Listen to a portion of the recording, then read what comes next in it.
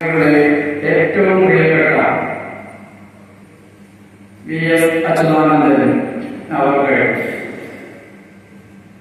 ഇന്നലെ വൈകുന്നേരം 4:15 ഈ ലോകവാസം കഴിഞ്ഞു. ഇന്നത്തെ എല്ലാ പത്രങ്ങളിലുള്ള ഫ്രണ്ട് പേജിലുള്ള ചിത്രമാണ് ഇത്. എല്ലാ മാധ്യമങ്ങളും ഈ ചിത്രം, ഇദ്ദേഹത്തിന്റെ ഈ മഹാനായ വ്യക്തിയുടെ ചിത്രം പ്രധാന പേജിൽ തന്നെ നൽകിയിട്ടുണ്ട്. കേരളത്തിലെ എല്ലാ വിഭാഗം ജനങ്ങളുടെയും, പ്രത്യേകിച്ച് സമൂഹത്തിന്റെ ഏറ്റവും താഴേക്കുള്ള ജനവിഭാഗത്തിന്റെ മനസ്സിൽ ഇടം പിടിച്ച വ്യക്തിയാണ് ശ്രീ VS അച്യുതാനന്ദൻ. 1923 ഒക്ടോബർ 20 ആണ് ആ മഹാനായ വ്യക്തി ജനിച്ചത്. 102ാമത്തെ വയസ്സിലാണ് അദ്ദേഹം അന്തരിച്ചത്. അദ്ദേഹത്തിന്റെ ജീവിതം ഓരോ മലയാളിക്കും ഒരു പാഠപുസ്തകം തന്നെയാണ്. അദ്ദേഹം ചികിത്സയിലായിരുന്ന SUT ആശുപത്രിയിലെ അദ്ദേഹത്തിന്റെ ഒരു ഡോക്ടർ അദ്ദേഹത്തെ ഇന്നലെ വിശേഷിപ്പിച്ചത് ഡോക്ടർമാരെ പോലും അത്ഭുതപ്പെടുത്തിയ ഒരു വ്യക്തിയാണ് ശ്രീ VS അച്യുതാനന്ദൻ എന്നാണ്. അദ്ദേഹത്തിന്റെ ജീവിത നിഷ്ഠ, കൃത്യനിഷ്ഠ, ജീവിതശൈലി, അതുപോലെ തന്നെ കാര്യങ്ങളെ വ്യക്തമായി അപഗ്രഹിച്ച് മനസ്സിലാക്കാനുള്ള കഴിവ്, അതെല്ലാം തന്നെ ഓരോ മലയാളിയും ഉൾക്കൊള്ളേണ്ട പാഠമാണ്. അതുകൊണ്ട് തന്നെയാണ് അദ്ദേഹത്തെ ഒരു പാഠപുസ്തകം എന്ന് പല വ്യക്തികളും വിശേഷിപ്പിക്കുന്നത്. കേരളത്തിലെ വളരെ സാധാരണക്കാരായ ജനങ്ങളുടെ നീറുന്ന പ്രശ്നങ്ങൾക്ക് ഒരു പരിഹാരം കാണുന്നതിനായി അദ്ദേഹത്തിന്റെ ജീവിതം ഒഴിഞ്ഞു. വളരെ ചെറുപ്പത്തിൽ തന്നെ പൊതുപ്രവർത്തനങ്ങളിൽ ഇടപെട്ട വ്യക്തിയായിരുന്നു ശ്രീ VS അച്യുതാനന്ദൻ. കേരളത്തിലെ കർഷകരുടെയും അതുപോലെ തന്നെ തയ്യൽ തൊഴിലാളികളുടെയും മത്സ്യത്തൊഴിലാളികളുടെയും കയർ തൊഴിലാളികളുടെയും ഒക്കെ തന്നെ പ്രശ്നങ്ങൾ അദ്ദേഹം പൊതു മധ്യത്തിൽ ചർച്ചയ്ക്കായി കൊണ്ടുവരുന്നതിന് സാധിച്ചിട്ടുണ്ട്. അതുപോലെ തന്നെ എൻഡോസൾഫാൻ ജനിതകബാധയുടെ പ്രശ്നങ്ങൾ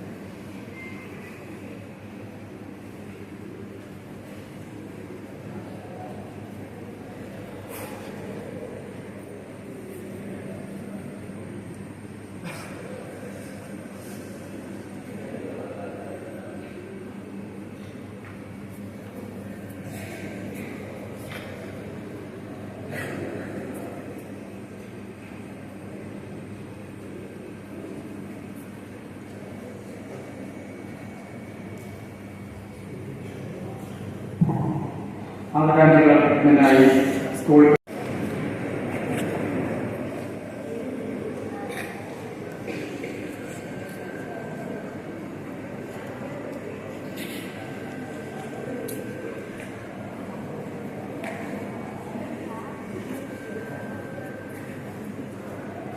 sports captain, mess captain, academic leader, house captains, junior house captain, boys and girls എല്ലാവരും വേദിയിലേക്ക് വന്ന പുഷ്പാർച്ചന നടത്തിയിട്ടുണ്ട്.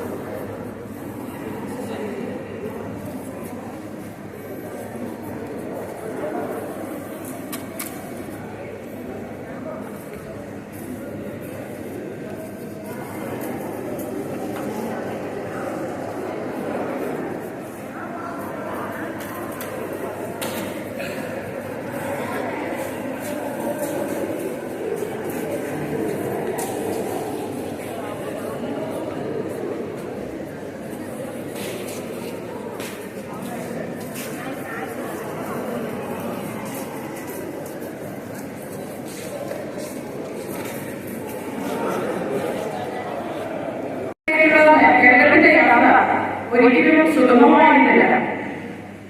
ഏതാണ്ട് 200 കാലത്തിന് മുന്നാണ് മഹാനായ സാമൂഹ്യ പരിഷ്കർത്താവ് ശ്രീ വിവേകാനന്ദൻ കേരളത്തെ നോക്കി കേരളം ഒരു ഭ്രാന്താലയമാണെന്ന് പറഞ്ഞുപോയത്. അത്രയും കൊടിയ ഉച്ചനീചത്വങ്ങൾ നിലനിന്നിരുന്ന ഒരു സമൂഹമായിരുന്നു കേരളത്തിന്റെ അന്ന് കാലത്ത്. ആ അവസ്ഥയിൽ നിന്ന് ഇന്നത്തെ പ്രബുദ്ധ കേരളത്തിലേക്ക് കേരളത്തെ എത്തിക്കുന്നതിൽ പങ്കുവച്ചിട്ടുള്ള ആയിരക്കണക്കിന് പതിനായിരക്കണക്കിന് ആളുകളുണ്ട്, പ്രസ്ഥാനങ്ങളുണ്ട്. അവരോടെല്ലാം നാം കടപ്പെട്ടിരിക്കുന്നു. ആ പ്രസ്ഥാനത്തിന്റെ അമരക്കാരായും അണികളായും നിന്ന് പ്രബുദ്ധ കേരളത്തിന്റെ നിർമ്മാണത്തിൽ പങ്കുവച്ചവരിൽ ഏറ്റവും മഹാനായ ഒരു നേതാവിനെയാണ് നമ്മളിൽ നഷ്ടപ്പെട്ടിരിക്കുന്നത്, നമ്മളിൽ ലഭിച്ചിട്ടുള്ളത്.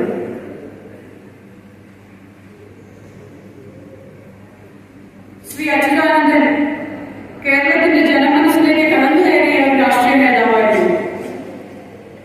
അതുകൊണ്ട് തന്നെയാണ് കക്ഷി രാഷ്ട്രീയ ഭേദമന്യേ ജനങ്ങൾ ഇന്നും അദ്ദേഹത്തെ ഓർക്കുന്നത്, ഇന്നുമല്ല എന്നും അദ്ദേഹത്തെ ഓർക്കാൻ പോകുന്നത്.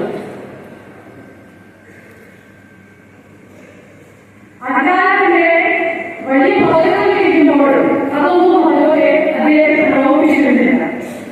അന്നും അദ്ദേഹം സാമൂഹ്യ ഉച്ചനീചത്വത്തിനെതിരെ ഒറ്റയാൾ പോരാട്ടം നടത്തി. അവിടെയാണ് മറ്റു രാഷ്ട്രീയ നേതാക്കളിൽ നിന്ന് അച്യുതാനന്ദൻ വ്യത്യസ്തനാവുന്നത്.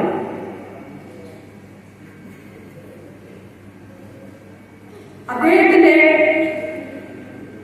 പാതയിൽ പെടാത്ത അല്ലെങ്കിൽ കണ്ണുകളിൽ പെടാത്ത സമൂഹത്തിന്റെ പ്രശ്നങ്ങൾ വളരെ കുറവാണ്. അത് പ്രകൃതി ചൂഷണമാവട്ടെ, സ്ത്രീ വിരുദ്ധതയാവട്ടെ, അധിനിവേശങ്ങളാവട്ടെ, പുത്തൻമണക്കാരുടെ അധിനിവേശങ്ങളാവട്ടെ, എല്ലാം അദ്ദേഹം നേരിട്ട് നിന്ന് ഒറ്റയാൽപ്പെട്ട സമരത്തിലൂടെ നേരിട്ട ഒരു നിശ്ചയദാർഢ്യമാണ് അദ്ദേഹത്തിനുണ്ടായിരുന്നത്. ഈ പ്രബുദ്ധ കേരളത്തെ കുറിച്ച് നമ്മൾ പറയുമ്പോൾ, നമ്മൾ അഭിമാനപ്പെടുമ്പോൾ നിങ്ങൾ ഓർക്കണം, നമ്മളെല്ലാം ഇവരോട് കടപ്പെട്ടിരിക്കുന്നതാണ്. നമ്മളെല്ലാം ഇവരുടെ ജീവത്യാഗവും ഇവരുടെ പ്രവർത്തനങ്ങളും എല്ലാം മനസ്സിൽ കൊണ്ട് നടക്കേണ്ടതാണ്. സമൂഹത്തിൽ പകർത്തേണ്ടതാണ്.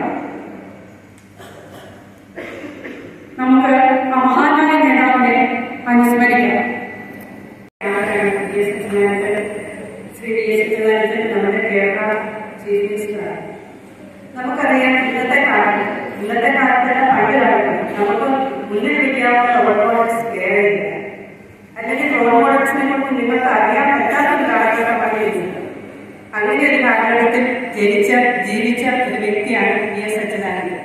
കേവലം 4 വയസ്സിൽ അമ്മയെ നഷ്ടപ്പെട്ട, 11 വയസ്സിൽ അച്ഛനെ നഷ്ടപ്പെട്ട, 7ാം ക്ലാസ്സിലെ വാർത്ത പഠിക്കാൻ കഴിയുകയും ആ വ്യക്തിയുടെ ജീവിതം നമ്മൾ നോക്കിക്കഴിഞ്ഞാൽ എന്തായാലും ഇന്നും അന്നും എന്നും ഒരു വ്യക്തി ഇത്രയും ചെറുപ്പത്തിന് അച്ഛനെ നഷ്ടപ്പെട്ട ഒരു വ്യക്തി എങ്ങനെ വേണമെങ്കിലും മാറ്റുകയും സ്വന്തം ജീവിതം തളർവാക്കുകയും സമൂഹത്തിന് ഭീഷണിയായി തീരുകയും ചെയ്യേണ്ട ഒരു വ്യക്തിത്വം.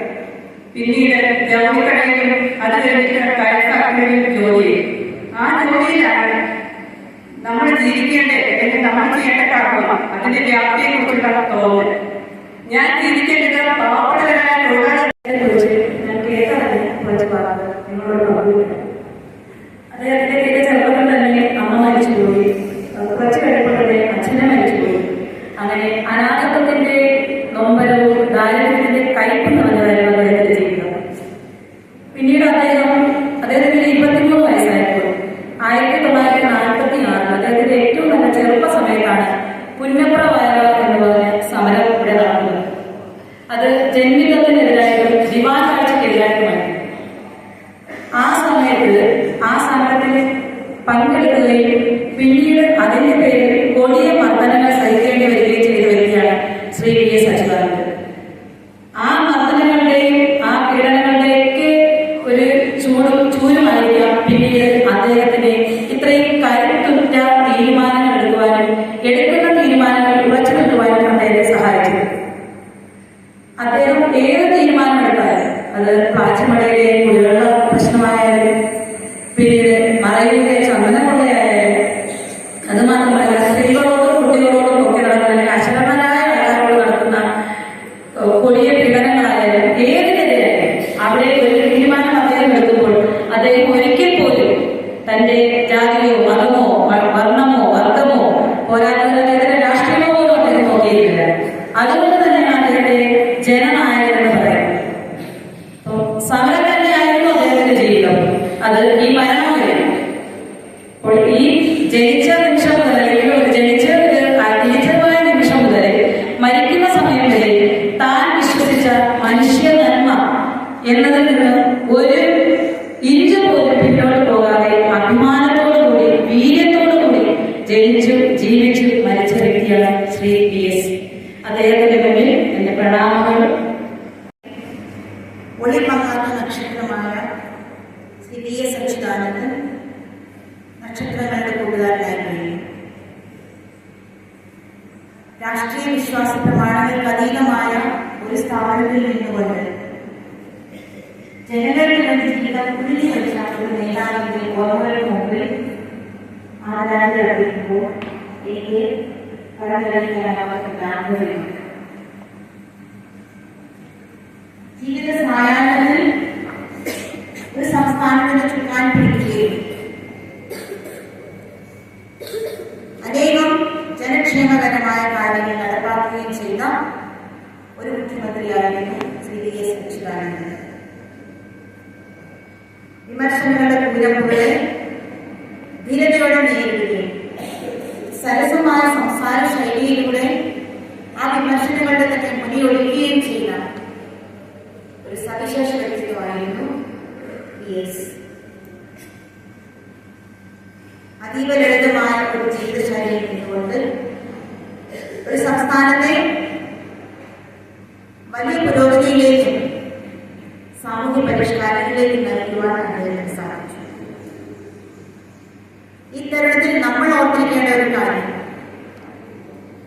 പാർട്ടിയായതുകൊണ്ട് ഏത് വിശ്വാസ പ്രമാണമായതുകൊണ്ട് രാജ്യത്തിന്റെ അല്ലെങ്കിൽ സംസ്ഥാനത്തിന്റെ ചുക്കാൻ പിടിക്കാൻ അല്ലെങ്കിൽ അതിന്റെ ഭാഗമാക്കാകുവാൻ, സക്രിയമായ ഭാഗമാക്കാകുവാൻ നമുക്ക് കിട്ടുന്ന ഒരു അവസരമാണ് ഒരു രാഷ്ട്രീയ പ്രവർത്തകൻ അല്ലെങ്കിൽ പ്രവർത്തക ആകുമ്പോൾ. അതിനുള്ള ധൈര്യം നമുക്കുണ്ടെങ്കിൽ തീർച്ചയായും വിമർശനങ്ങളുടെ കൂലപ്പോൾ എഴുതിയിട്ട് വരും. പക്ഷേ എന്തെങ്കിലും ചെയ്യുന്നവർക്ക് വിമർശനങ്ങൾ ലഭിക്കും, ഒന്നും ചെയ്യാത്തവർക്ക് വിമർശനങ്ങൾ ഉണ്ടാവില്ല. അപ്പോൾ കാര്യക്ഷമതയോടെ കാര്യങ്ങൾ ചെയ്യുകയും വിമർശനങ്ങൾ സ്വീകരിച്ച് ഏത് കാര്യത്തിലാണ് വിമർശനം വന്നത് അതിൽ തെറ്റുകളുണ്ടെങ്കിൽ ആ തെറ്റുകൾ തിരുത്തുവാനും രാജ്യത്തെ അല്ലെങ്കിൽ സംസ്ഥാനത്തെ അല്ലെങ്കിൽ ജില്ലയെ പഞ്ചായത്തിന് മുമ്പോട്ട് നയിക്കുവാനുമുള്ള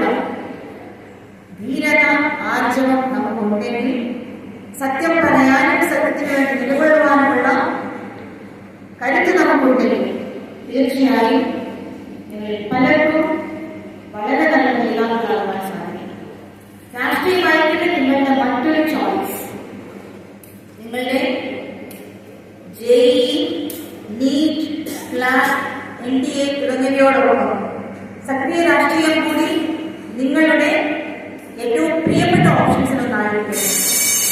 നമുക്ക് നോക്കാം എത്ര പേർക്ക് അതിനുള്ള ആഗ്രഹം ഉണ്ടാവുന്നു. തീർച്ചയായും അങ്ങനെ ശരിയായ ഒരു മനോബലത്തോടെ അല്ലെങ്കിൽ ആറ്റിറ്റ്യൂഡോടെ രാഷ്ട്രീയത്തിൽ പ്രവേശിക്കുന്ന ആർക്കും VS പോലെയുള്ള നേതാക്കന്മാരുടെ പാത പിന്തുടർന്നുകൊണ്ട് അദ്ദേഹത്തെ പോലെ ആദർശധീരരായ എല്ലാ പാർട്ടികളിലും എല്ലാ രാഷ്ട്രീയ വിശ്വാസ പ്രമാണങ്ങളിലും നമുക്ക് അങ്ങനെയുള്ള വലിയ നേതാക്കളുണ്ട്. അവരുടെ ജീവിതത്തെ പിന്തുണച്ചുകൊണ്ട് ഇന്ന് ഈ ദിവസം നമ്മുടെ ഒരു ആക്റ്റീവ് ചോയ്സ് ആയ രാഷ്ട്രീയ പ്രവർത്തനത്തെ വെക്കാൻ സാധിക്കുമെങ്കിൽ ഞാൻ വിചാരിക്കുന്നു അത് നിങ്ങളെ സംബന്ധിച്ചിടത്തോളം രാജ്യത്തിന് വേണ്ടി ചെയ്യുന്ന വലിയൊരു സേവനമായി.